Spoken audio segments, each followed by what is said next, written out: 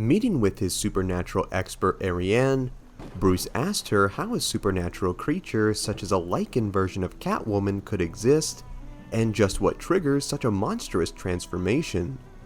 The woman then gave the traditional explanation that this was made by a supernatural chemical reaction from the moon's radiation.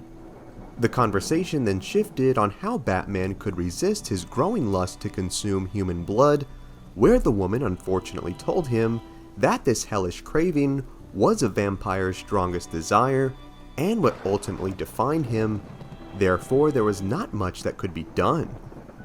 In a fit of anger, Batman fled Ariane's study, swearing that she must be wrong and there must be a way to retain his humanity.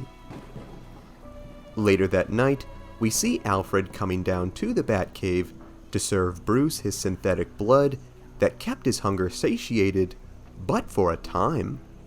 Losing his control, Batman smacked the mixture from his friend's hands, telling him that it was no longer enough to contain him. Not knowing what he'd do next, he then demanded for Alfred to leave the manor before he would lose his composure and do something he would regret for the rest of his eternal life. Looking on in horror, Alfred would obey his master's wish and exit the estate while Batman got to his knees like a rabid dog, where he proceeded to lap up the spilled synthetic blood mixture.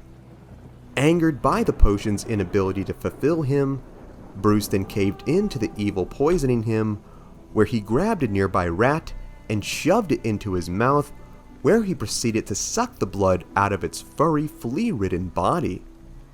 Covered in vermin blood, Batman then looked at the creature's corpse on the ground, where he cried out to his lost love Tanya, telling her that he could not win this fight alone, and begged for her to return.